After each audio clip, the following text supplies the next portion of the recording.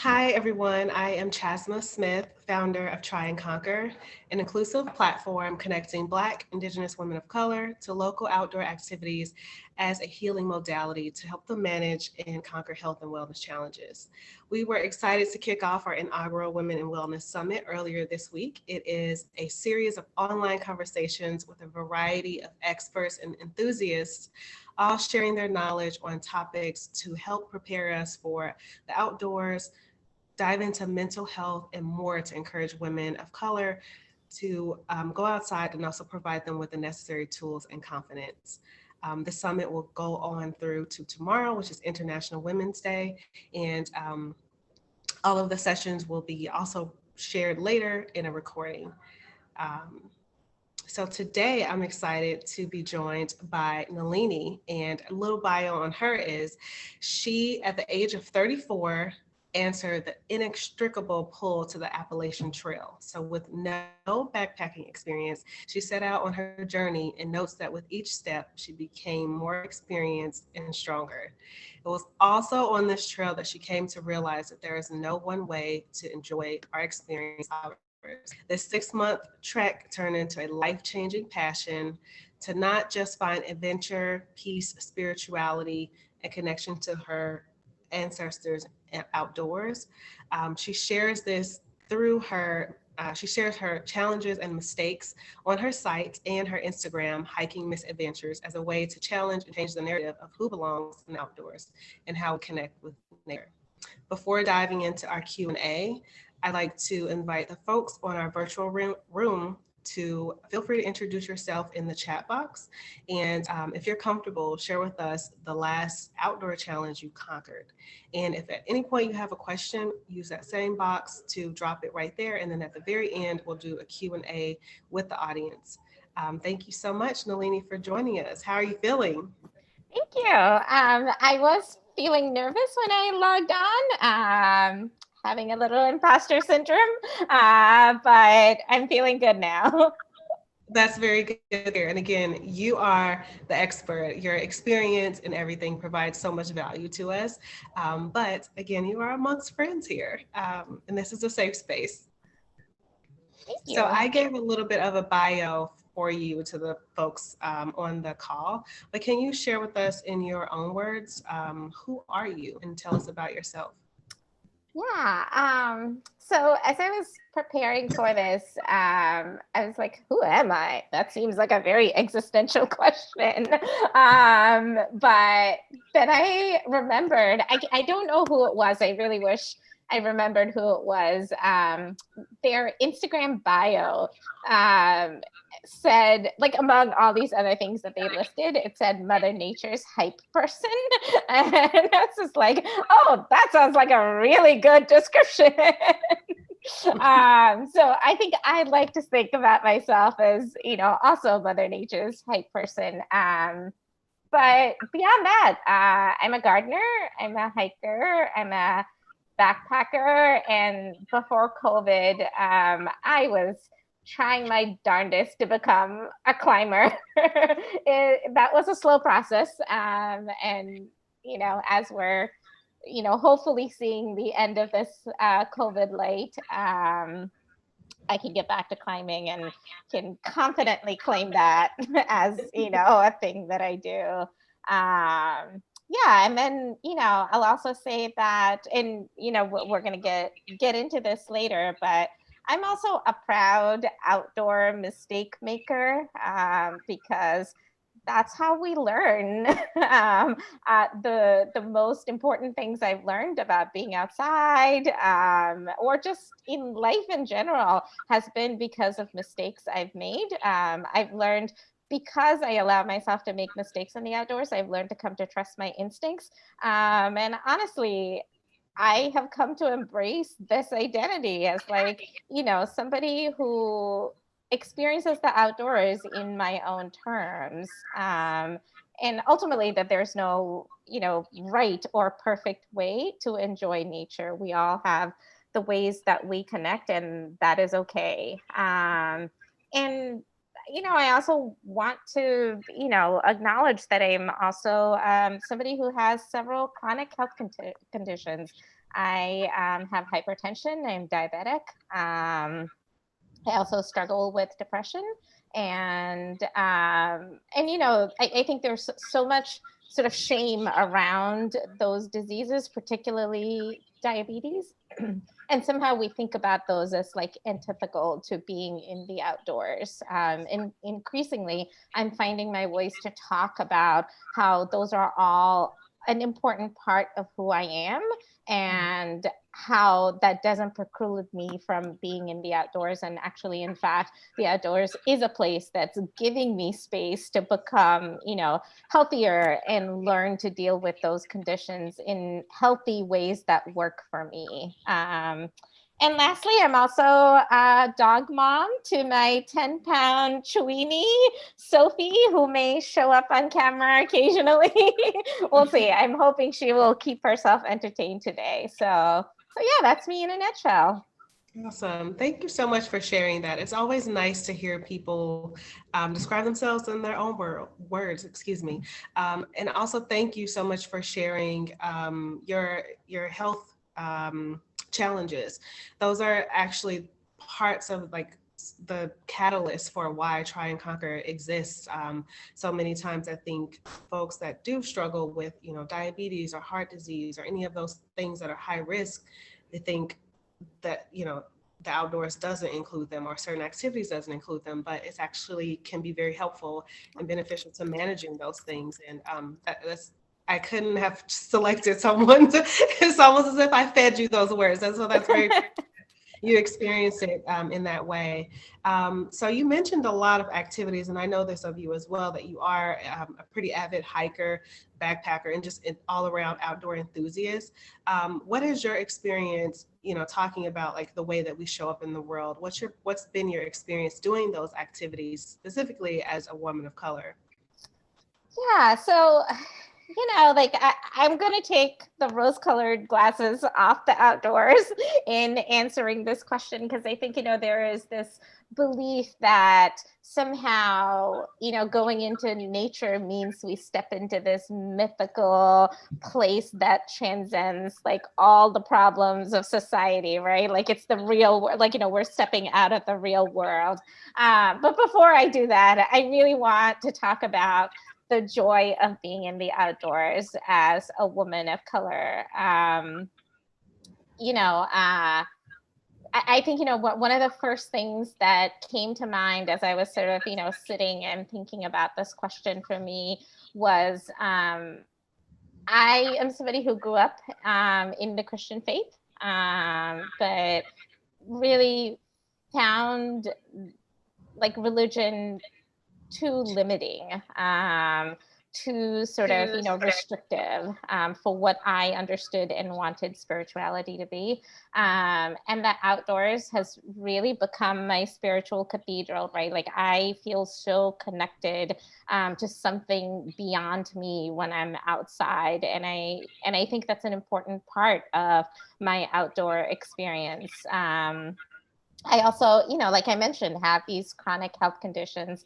And the outdoors provides a place of serenity, to kind of, take the stress off of life. Because I think, oftentimes a lot of chronic conditions, particularly chronic conditions that are prevalent in communities of color, are really, the narrative around it is these are the result of personal choice, right? Like somehow we didn't eat right, we didn't exercise enough, we didn't do this, we didn't do that, right? It's all about what we didn't do, but never about the root cause of why so many people of color have these conditions, which is the chronic stress of poverty, of racism, of just, existing in a world that constantly tells us that we don't belong, that we should take up less space. And in the outdoors, like I get to take up the space that I am constantly told that I can't take up elsewhere. I will also say it's my place of healing.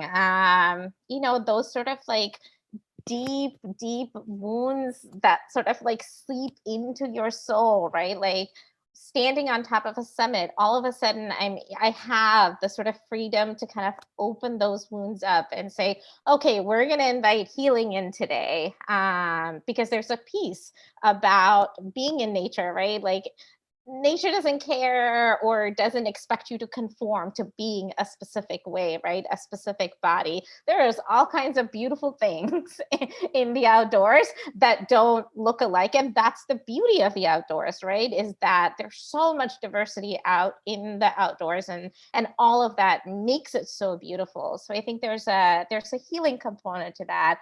And then, just, I'm a hiker and a backpacker. Backpacking is this such a freeing experience for me, because it is the one time that I get to kind of like turn all the mind chatter off, because I have to focus on putting one step in front of the other, carrying everything that I need for, whether it's a week or 6 months on the Appalachian Trail, right? It is all on my back. And it helps shatter the limitations society puts on my body. Roxane Gay has this amazing phrase called unruly bodies. And I've always, identified with that phrase so much, because that is what society does to women of color, particularly, overweight, dark skinned women of color, right? Like, it is a constant taming of our bodies. And when I'm in the outdoors, I don't have to tame anything about my body. In fact, I get to sort of marvel at how strong my body is, and it can show up in just the way that it is. It doesn't have to do anything else. I don't have to lose weight. I don't have to, put on, I don't know, makeup, or, look a certain way, right? I can show up as I am. And there's so much strength and so much beauty and capacity. Like, oftentimes when my mind is saying, oh my gosh, I am so tired, I cannot take one more step, my body somehow finds the strength to take that one more step, right? And then before I know it, I've made it, on top of some mountain that I thought, like, halfway through, I was just like, okay, this isn't going to happen today. I'm going to have to turn around and go home. But right, like, the physical body is just so capable. And it's also has been this amazing place for me to learn to take up space, and go on this journey where I love myself for who I am. And that has been a long, long journey, right? Like, at 40, I am just starting to learn how to do that.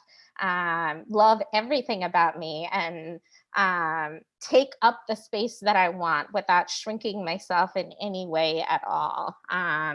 So, those are all the wonderful things that I experience as a woman of color, being in the outdoors. But I don't want to sort of like, gloss over the other facts of being in the outdoors too, right? Which is, well, actually, one other thing, I can't believe I'm about to forget this. The most important thing for me has been that nature has really become a bridge, for me to build a new kind of relationship with my mom, who is an important person in my life, but that I have such a difficult relationship with, for, a variety of reasons, right? And you know, about 2 years ago, she was diagnosed with cancer, and I became her primary caretaker.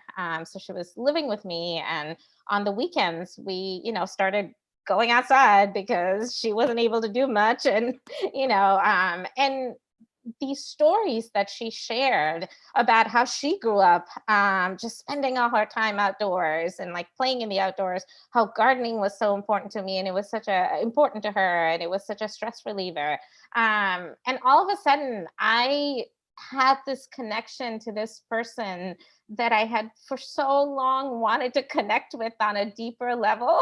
And this became the bridge that we connect on. And I think, it has opened doors for us to have such deep conversations about so many other things. So I'm so glad that I didn't forget that.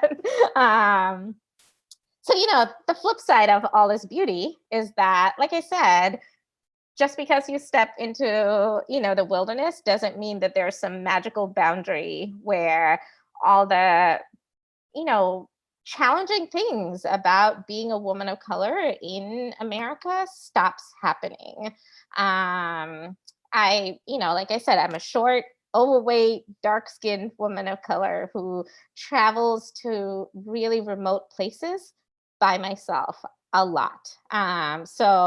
And let's be frank, a lot of those remote places are really hostile places, right? Like, I don't even have to interact with people to know that it's a hostile place. Trump signs all over the place, Confederate flags all over the place. And this is before even I get to a trailhead, right? So I have to think about my physical safety a lot, make plans for it, make backup plans for it, because I don't want to find myself in a place where I have accidentally put myself in physical danger. Because I don't have the skills to to fight anybody off, right? But then there are also the little things, right? Like I always make sure that I fill up my gas tank, even if it's a day hike, going out to some remote place. Fill up my gas tank. Make sure I have all my snacks, so I don't have to make a stop in a hostile place. Because like I don't want my peace and serenity taken away by the hostility and harassment before I get to the place of joy, right? And I know that, even in my body, I have privilege, right? Like for so many other folks, particularly Black hikers and outdoor enthusiasts, this is not just harassment and hostility, but physical aggression, right? Like their lives could be in danger. So I know there's some, privilege I have in that sense as well. And then there's, like I like to say, I have to put on psychological armor in addition to my hiking boots.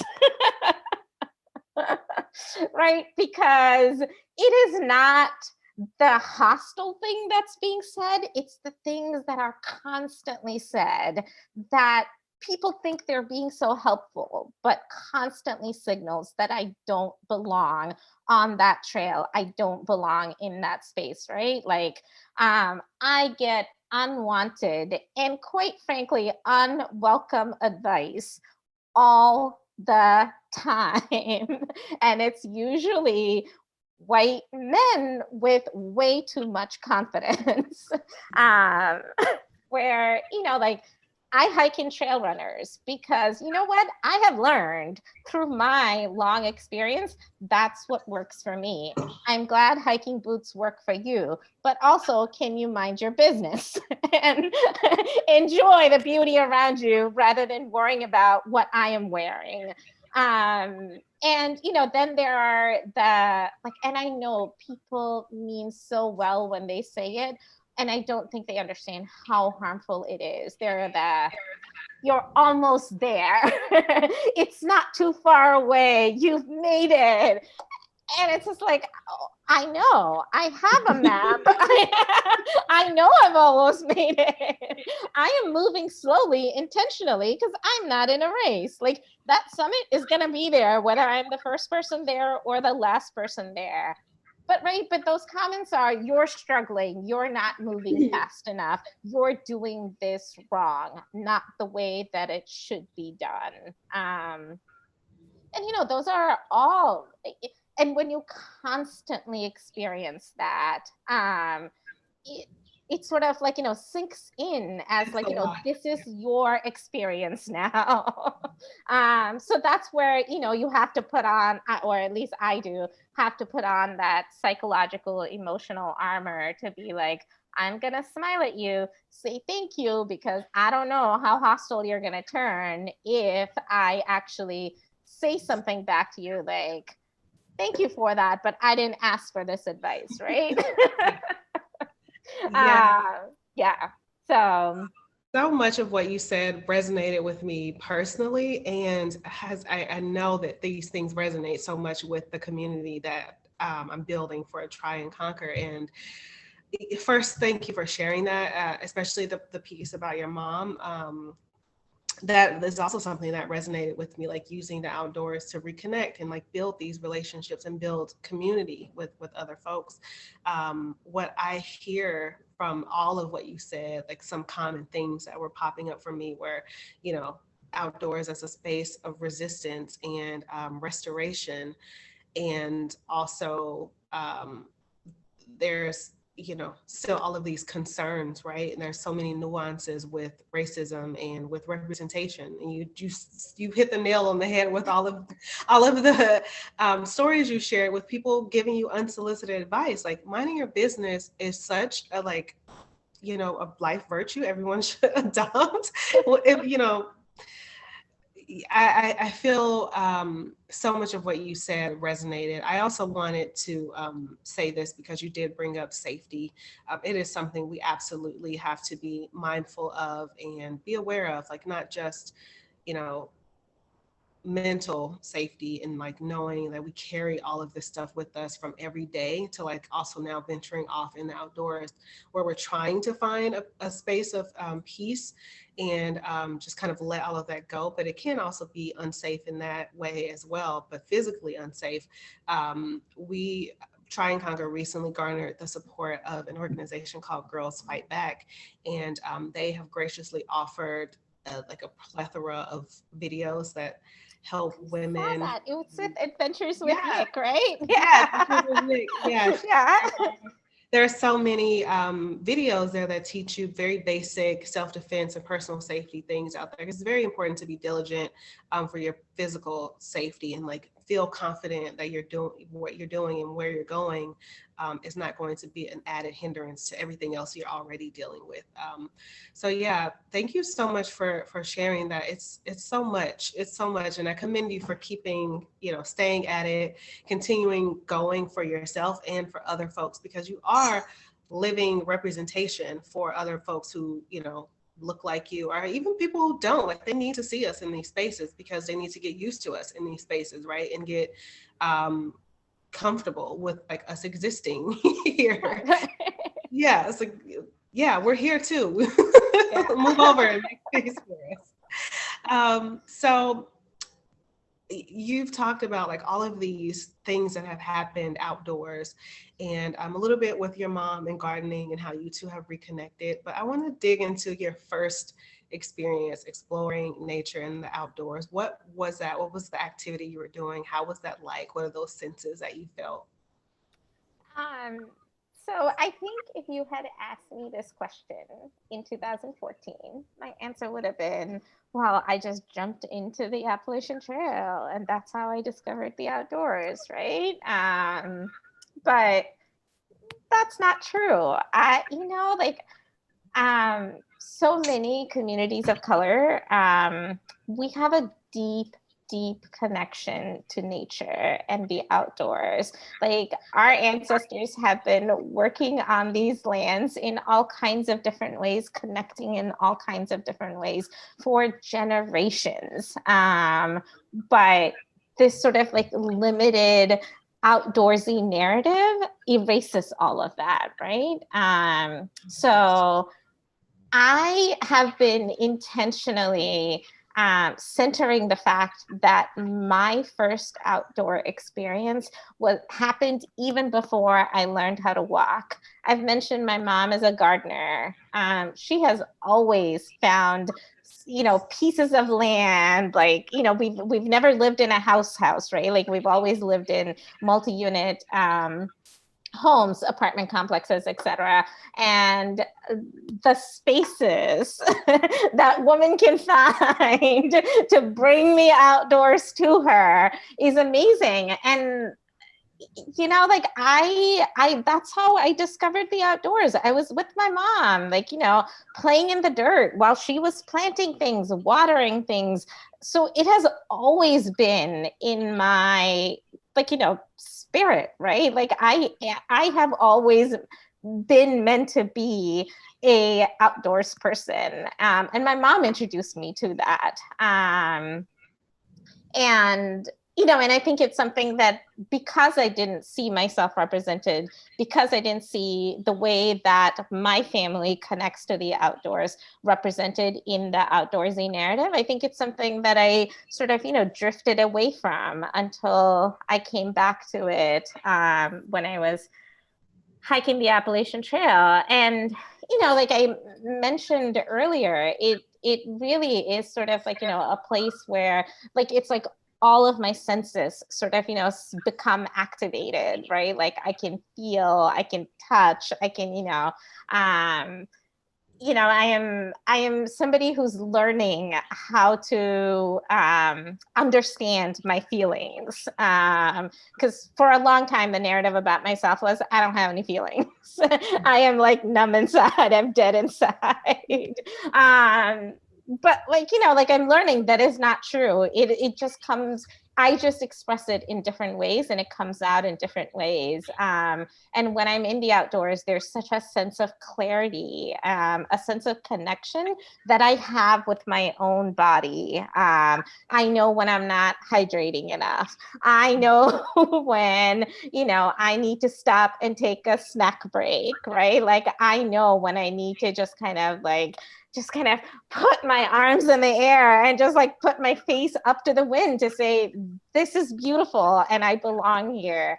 Um, so I think those are the ways that I sort of spiritually and physically connect to the outdoors. And yeah, like props to my mom for planting those seeds early in my life, so that I've come back to it. And now that I'm an adult and I have my own place, like one of the things that I find that I do, like, when it's warm outside, is gardening, and just, being able to sit outside. And during COVID, when I haven't traveled, I've, pretty much been in hardcore, isolation because my mom is immunocompromised, and I still needed to like, take her to medical appointments and things like that. So, like neighborhood walks has become such an important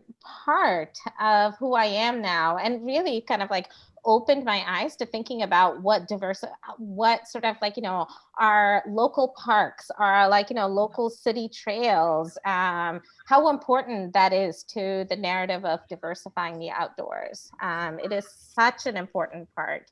And I wouldn't have survived the early months of COVID without my little patio garden. It became my like, outdoor haven, right? Like I would go out there and have lunch. I would after work go sit down and like, read my book out there. So yeah, it was the first experience that I had, and it continues to be the most accessible experience that I have. And really, I think that's something that so many of us can relate to, right? Like we may not be able to go outside, but like grow a plant in your, bedroom, and you brought the outdoors to you. So. Yeah, absolutely. Thank you. That was beautifully put. As you were speaking, I had never thought of this, but I also experienced the outdoors early, like very young with gardening. And I don't know how this like left my memory, but it was something I used to do with my grandmother. She had a garden in her backyard, and we would always, I remember like picking the tomatoes, and we had peppers and like all of the things back there. And I'm like, how did I forget? I remember her hanging the peppers to dry, and we would use those in the food we'd cook. So thank you for helping me recall that memory that I don't know how just like kind of got lost in the years of over time and things. I also think it was like nice of you to bring up the fact that you can one like bring the outdoors to you, and that diversifying the outdoors looks different. It isn't one way to do it. It doesn't have to be, hiking. What if you don't have access to a mountain? Like it doesn't have to be walking around a lake or etc. So one of the things that we really are striving hard to do, and I think we are actually doing it, is providing access to local outdoor activities. And that can be anything from walking around your neighborhood, which I think you mentioned you and your mom do, and utilizing the parks that are available, or even your balcony, your patio. That was something that also kept me sane at the beginning of COVID, when restrictions were very, very tight and tough. You couldn't go anywhere, and I was like, oh, I've got this outdoor patio. Let me go tend to those plants that I've neglected for a little bit. So yeah, it doesn't have to look any certain way. You can define that for yourself and for what you actually have access to. So thank you for bringing that up and helping me to pull back some of those memories that are like now bringing me some joy. Um, Right. This is kind of like, the harm and danger in like defining mhm. outdoorsy in such a narrow way, right? It leaves so much of our experiences out of it. So then, we internalize that and then come up with the narrative that somehow we're not outdoorsy, when it's just like, no, you just changed the definition Yeah, yeah. and specifically excluded my experience out of it. Mhm. I like to tell people, if you hike, you're a hiker. If you run, you're a runner. Like if you do these things, you are it. Like you Right. define what that is for you. And like don't let someone tell you that you can't or you shouldn't or you won't just because their purview is limited. You expand what that looks like for Right. yourself. So I want to go back a bit, well, just a tiny bit, and expand on this representation piece, right? So your Instagram bio reads outdoor novice and mistake maker, adventure seeker. Why is it important for you to share your mistakes in a public way, and what prompted you to be so candid about sharing those mistakes?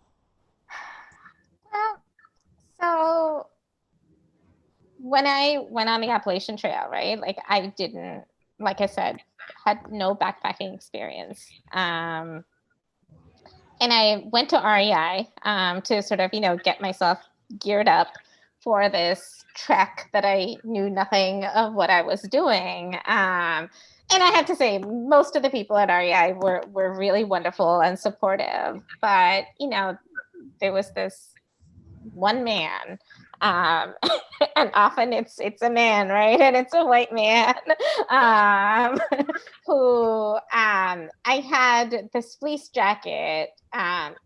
So to back up a little bit, part of the reason why I decided to go on this trek was because there were so many big changes happening in my life. I was going through a divorce. I had started um, what I thought was an exciting job at a nonprofit 6 months before that, and they were closing their doors, and I just didn't feel like looking for another job, and I was just like, well, I think this is the universe telling me that I need to do something differently, and so I found the courage to do this. So as somebody who is about to take on this big journey but also like don't have a job, I was trying to make sure like buy the things that I need, but also if I can reuse some of the stuff that I already have, that would be helpful. So I went to REI to ask about sort of, my like sort of mid layer. And I said, well, I have this fleece jacket. Can I use that instead of paying for this, really expensive jacket? And this man was just like, oh, you've never been backpacking, have you? And I was just like, no, but I'm really excited about this. And he was just like, well, I hope you survive. And I just remember being like, You how? could have kept that to yourself. Yeah, you can keep that. Not helpful to anyone involved. Right. Like I just told you that I am excited to do this. Why did you need to add that in there? And like all along the trail, so many people, there was this sort of like this tunnel vision, right? You had to walk every blaze. Like, people would be like, hike your own hike, but oh, you didn't see every single blaze because you decided to get a ride from this spot to this spot, right? But it was like rooted in such ignorance. Right? Like everybody else, like, there weren't a lot of people who looked like me. certainly nobody of my stature, right? And I'll be honest with you, there were some places, they were so remote, they were so small, they were so racist that I was just like, I'm not very comfortable walking through here.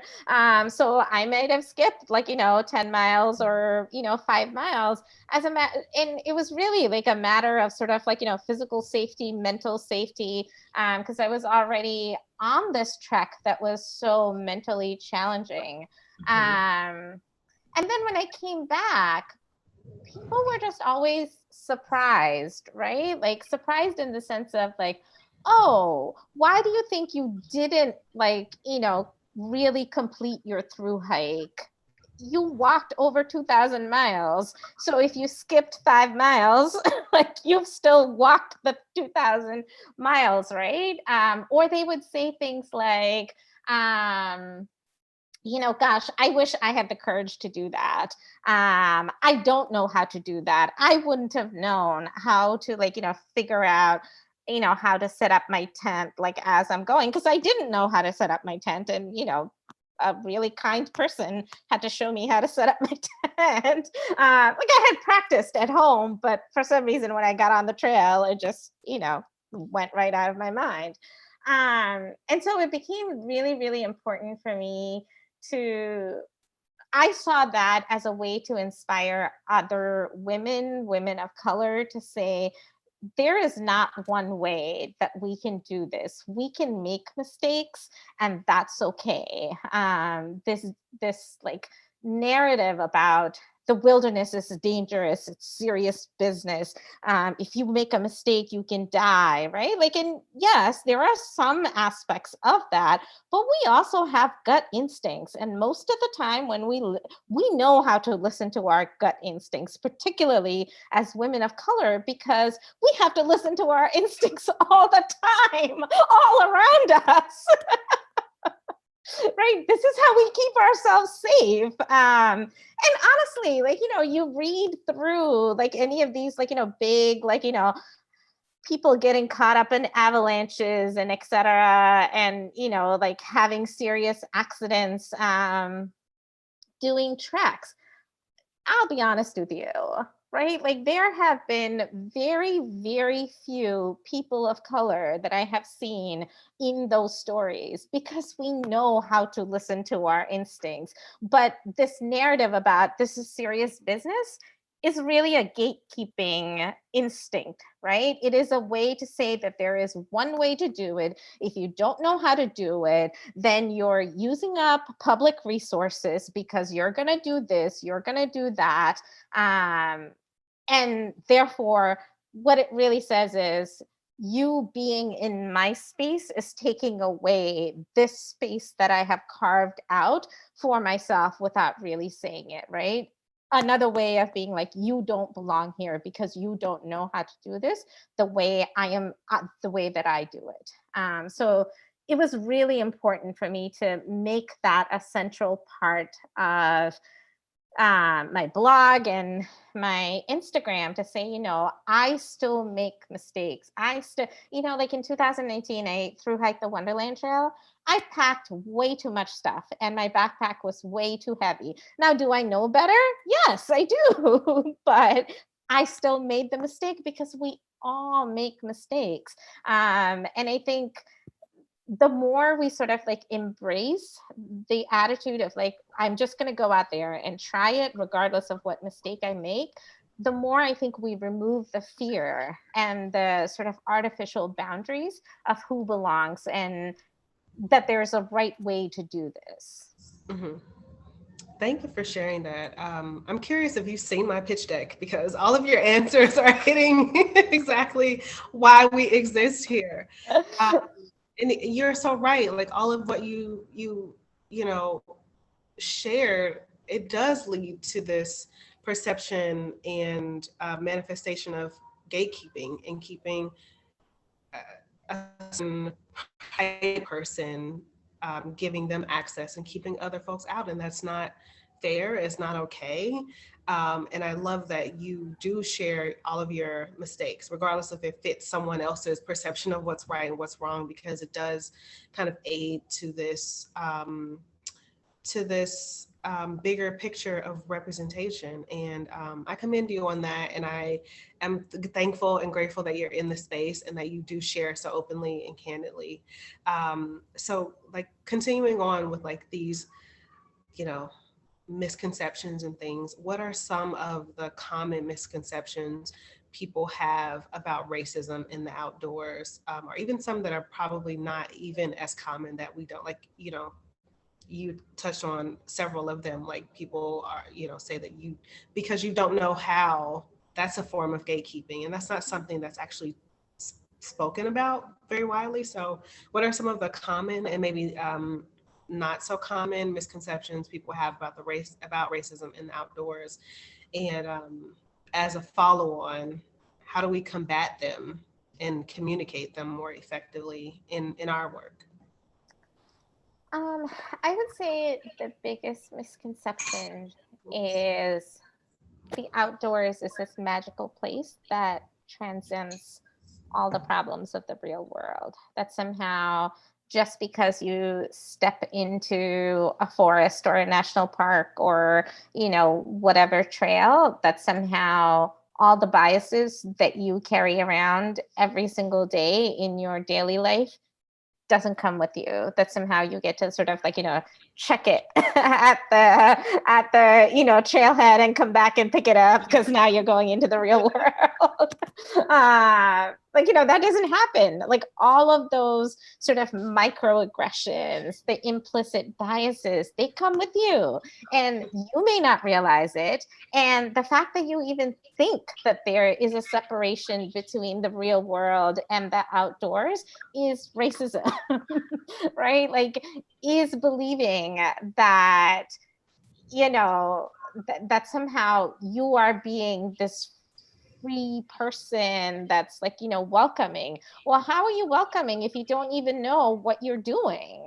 So I think that's the biggest misconception. And you know, oh my gosh, there's such a laundry list of other things, right? Like one of the things that's like really been bothering me lately is this like trend of not geotagging places. Like, what in the world is that about? Like, if a place is too, you think that people on Instagram are sharing too much of like, you know, these secret places that, you know, we want to keep from becoming overcrowded because we're loving them to death. Well, that's a racist narrative. What that says is I grew up knowing these places, or somehow I have a network. There's a cultural capital in it, right? Like I have this knowledge, and what I'm going to do is I'm going to protect this knowledge so nobody else can have access to that. You know, when I started, you know, hiking, you know, when I came back from the Appalachian Trail, I still didn't know places to go. How did I find them? On social media, on like, you know, blogs, and, you know, scrolling through Instagram and being like, well, that's a really beautiful place. I want to go there. Where is that place? Right. So I think, you know, there are, sure, like overcrowding is a problem, but I think, you know, our solutions sometimes are so like individual driven, and there's so much implicit bias about, and it comes out, right, about who belongs, who doesn't belong. I think that's a common theme in the outdoors.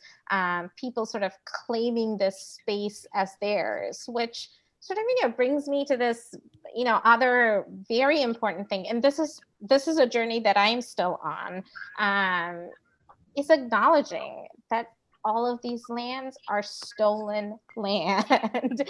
There were original stewards of these lands, and these places that we think of as pristine wilderness were never pristine wilderness to the original people who lived on that land, right? They lived on it, they, you know, took care of it, but they also, like, you know, farmed in it, had like, you know, trade.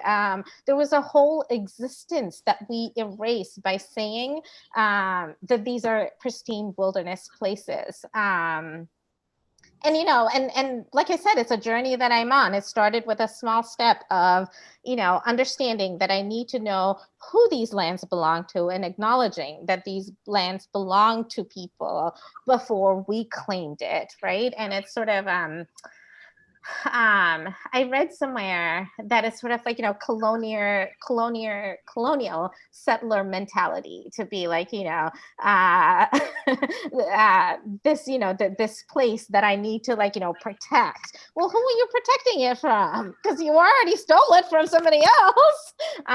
So I think that's an important part, and what I'm sort of learning from Indigenous hikers, sharing on social media, who are doing this education, is that it's not just important to acknowledge that these lands belong to somebody else, but also understand the history of how that land was taken, because most of Mhm. this land was not taken voluntarily, right? Like but then Indigenous communities still exist. They Yeah. exist right outside of the national parks that you go to.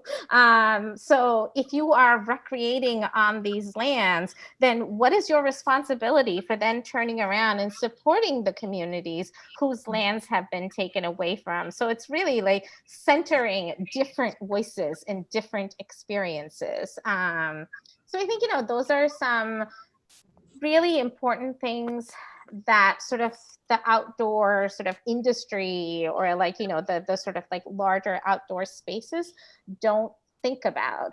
Mhm. And then the other most basic thing, like I started off by saying, my outdoor story begins in my mother's garden. And like you said, right, like that's your outdoor beginning too. That is so true for so many of us, particularly people of color. We, you know, our relationship to the outdoors has always existed. But it's been erased. So how do we kind of, reframe that, recenter these stories that have intentionally been taken away? And, then we, so we don't ask the question, how do we get more people of color to the outdoors?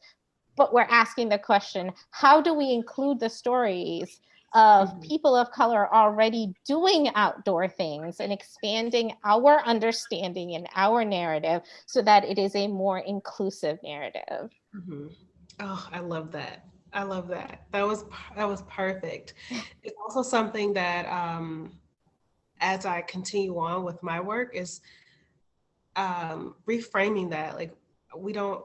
It's not necessarily a thing of like including more people. It's including their stories, um, amplifying their voices, acknowledging their work, their presence in this space, because they already exist. There are tons of women of color in the outdoor space before I even thought to create Try and Conquer. And I think there's also so many layers of privilege. You know, you talked about this a lot when you when you started to speak about geotagging and people not doing that. Like that comes from a place of privilege of like, oh, I know this spot and I'm going to keep it to myself by not putting the geotag. And that's, whatever. We can have a whole nother conversation about, Conversation, right?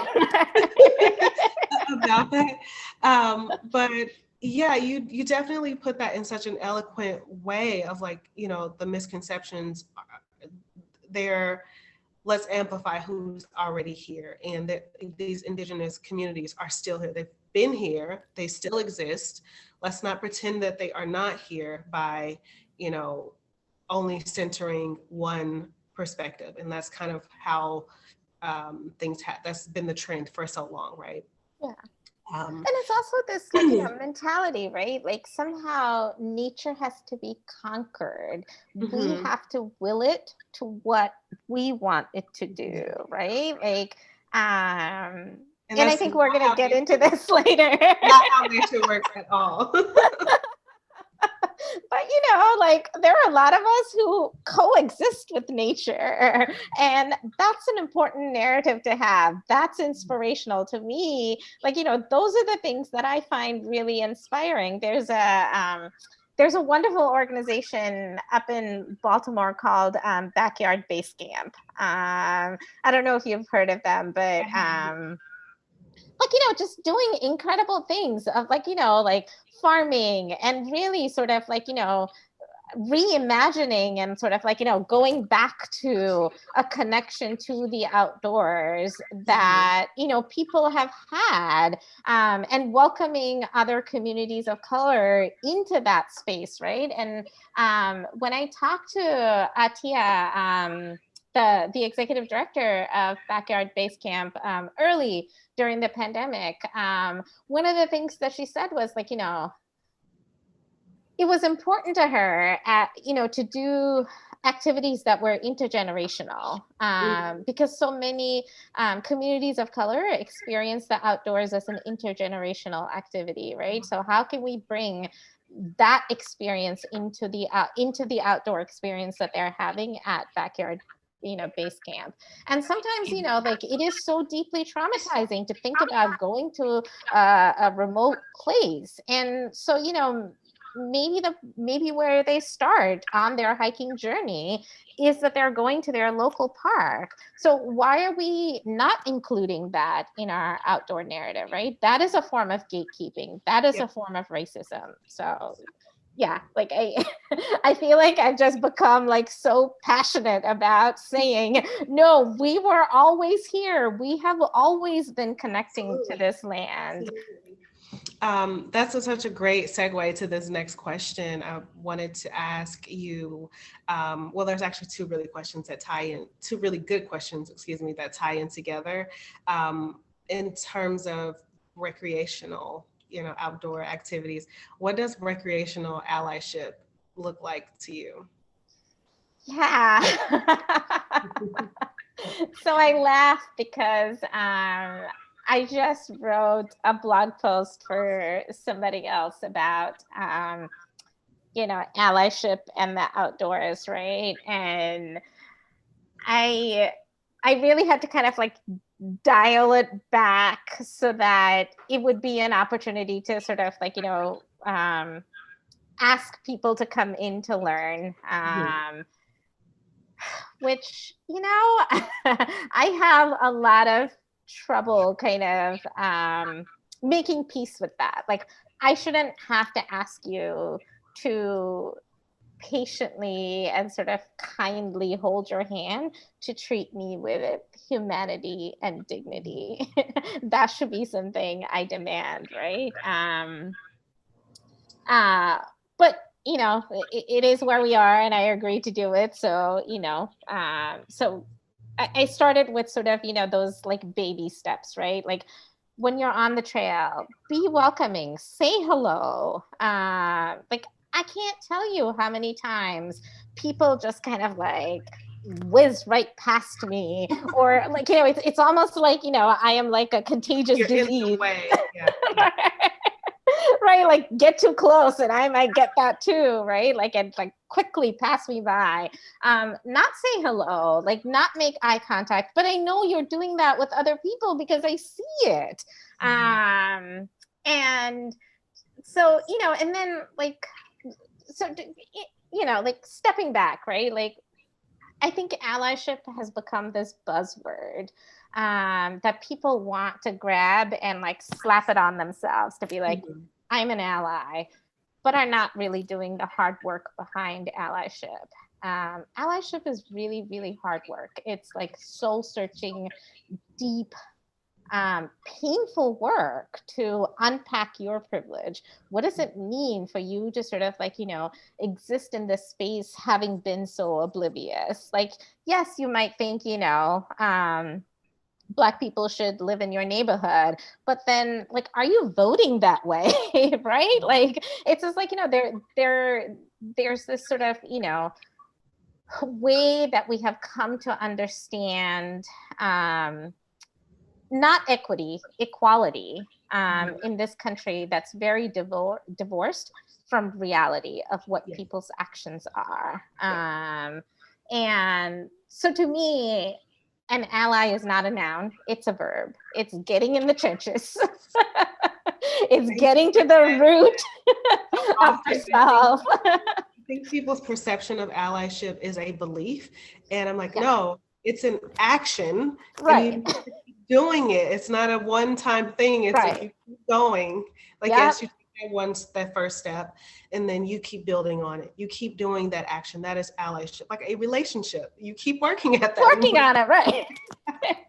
And you know what? You're gonna continue to make mistakes, Mhm. and it has to be a part, like part of the allyship skill set that you develop has to be a self-awareness, that you're not relying on your, neighbors of color, friends of color, colleagues of color to tell you, hey, you are not treating me with humanity and dignity. Like, I shouldn't have to beg that of you. You should know, you should have the skills, you should develop those skills to be constantly learning and be aware of how you are being in this world. And then when you make those mistakes, owning those mistakes, like, and making the restitution that's needed. I think, like, I posted about this yesterday on Instagram, right, like, it's just like, they're like DEI, allyship, and right, like, racial reckoning. I'm sorry, like, you might be having a racial reckoning. I'm not having a racial reckoning. I know what my experience has been. I was never confused about it. I'm glad you've come to this understanding, right? But it's, somehow this, like, but I think, allyship, I think the word and sort of, this sort of like positioning yourself as an ally, equity, these have also become, there's a certain sense of currency in that, Mhm. right? And, like, I work for a nonprofit organization outside of this, and we're just embarking on our DEI journey. And, there was a committee that was like put together, and there are some people on that committee. I'm just like, I'm sorry, how do you get to lead this when you've personally harmed people and you've never sort of acknowledged that, right? Mhm. Because there is a currency in that, because it's sort of like, not for us, but for, white folks, there is a commodity right now. There is a sort of, it's the flavor of the month, or the, year, or the decade, right, is to like talk about this. But I think part of it is like, disrupting that narrative too, because if you're really coming to this, to being an ally with the true intent, then you know how hard that work is, and it is not up to you to sort of like, um, loudly proclaim that you are without the actions, but you're really sort of like, keeping your head down and really thinking about what the actions are, and being mindful of the steps that you're taking. Wow. I think you and I could probably keep going on and on. There's so many things. I do have one question that I have to get in here before we wrap Oh, up. I also want to open up for Q&A. If anyone has any questions or comments, leave them in the chat box now, and then we'll get to that right after this last question for Nalini. When it comes to representation in the outdoors, where do you think national parks, recreational facilities, and even like outdoor companies like the REI get it so wrong, and what areas do you think they get it right? yeah. I have like such long thoughts about this. So I'll try to keep it as short as possible. It's, I think for the outdoor industry, and the entities that are charged with caring for our public lands, it's more than your marketing materials. Right, like, yes, That's it's the important biggest to have. question I have. Yeah. It's Right, like, great on the brochure, but are they actually there? And when they are there, do they feel welcome? Like, is it right. a conducive environment for that? Right, exactly. Right. Like, who is at your leadership table? What is the diversity of your employees like? Who is making the decisions? And do they really actually have the power? Because, right, like, this is the thing that, organizations, companies, like, even outside of the outdoor industry, I think are really where they're getting it wrong, right? Like everybody's putting DEI committees together. Um, but you wouldn't even have to put that committee together if the people of color in your organization, in your company, in your sort of government institution had the power and the voice to make decisions. If they were part of that, we would be building a more inclusive outdoor community because they would be raising their hands and saying, maybe we shouldn't do this, we should do this, right? Like, so I think that's an important part. And I think, national parks, this is something that I just feel incredibly strongly about. I think there are some hard conversations that need to be had there, right? Because I think rangers, in a lot of ways, are police in that environment, right? And they are weaponized by people who are recreating there. So, like, are you coming to that space with that awareness? Are you doing that work to sort of, understand? Just even something like leave no trace. Like, of course, we shouldn't leave no trace, right? But is that really becoming a way to traumatize and police people of color, as opposed to a much more of a deep education opportunity, right? Like, and I think those kinds of things would look different, be different, if the actual people making the decisions looked different. um, yeah, and I mean, again, I can keep going about that, but I will sort of emphasize that. And then, the other thing is also, a couple of summers ago, there were those two documentaries that came out about Tommy Caldwell and Alex Honnold, about them, climbing in Yosemite, which I enjoyed them. They were great. They were great movies, but there was like so much, right, like resources put into telling those stories. But if the people who were making those movies and right, like people in power to create those stories had looked different, I wonder if it would have been two white men who already, like, had incredible support, from, companies and, resources. Would it have been their story about sort of, conquering this, rock?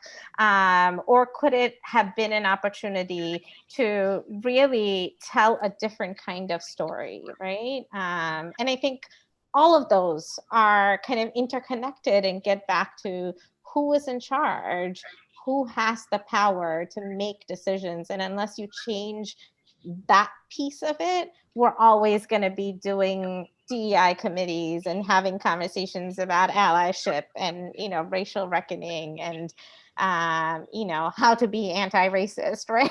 like, like it will always be in the buzzword realm. It's really Yeah. not going to filter down to how people of color experience the outdoors. Mhm. Yeah, that the size, like the size. Like, do I keep going on this? Yes, I completely agree with all of what you said. Like there is this issue of things like from the onset, not being correct, like not being inclusive, right? And then later having to do like this reactive, oh shoot, now there's like it's trending Right. and we need to jump on this bandwagon. Who can do DEI? And also my frustration with this is that the people doing the DEI work are the people like us who are most affected by it. And it's like, okay, well, we're also the victims and the people who have the short end of the stick also now still like, okay, we care so much about this. If we want the change, we also have to be the people to teach everybody else and like hope that they come on board with us. But Right. the trend is very slow. It's very hard work. Um, and yeah, it just we need more people in charge, more people of color in power, more people with different outlooks on what that should look like, building the thing from the beginning, Right. because if that happens more, there's less opportunity for things to be so narrow and Right. exclusive, Right. exclusionary. Wow, this was a great session. I think, yeah, we definitely can talk about this so much more. And we should definitely talk more. Um, are there any more comments or questions for the chat? It looks like Jeff thanks you for your session, the geotagging. Yeah, that was engaging. What's next on your national international hiking radar? Oh man. So nothing is happening until COVID is over. Oh, this question is post COVID. What are you doing post? Right. My hope in 2002, in 2020 was to hike the High Sierra Trail, and finally get to the top of Mount Whitney. I have been trying to get a lottery permit for that thing for so long, and every year I get denied. So that is on my bucket list. I'm not ready to do this yet, because I'm not ready to quit my job and be living in the woods for 6 months. But someday, maybe when I retire, hiking the PCT, and really kind of like checking that off my list. And Gosh, I don't know. Like, I think, for me also, like, COVID has been an opportunity to really discover all the little gems that are so close to my house, Yeah. and really continuing that practice. Like, I don't need to go far away to find something beautiful, right? Because there's a trail right outside my condo building. So it's just like discovering those things as well, and making sure that I'm highlighting those things, in my outdoor experience, so I'm not continuing to perpetuate this notion of outdoors as only this very limited space. Mhm. Awesome. Thank you so much. Can you repeat your Instagram handle and any other place that we can find you online? Yeah. So Instagram is where I am the most active, and it's Hiking Misadventures. I'm also on Twitter, YouTube, all Hiking Misadventures. And then my blog is hikingmisadventures.com. Awesome. Thank you so very much. I appreciate your time. Thank you for the folks who have joined us on this Sunday. Please enjoy the rest of your weekend and take care. Bye, Thank you everyone. so much. This was really a wonderful opportunity. Thank you for including me. Absolutely. Thank you for taking part in it.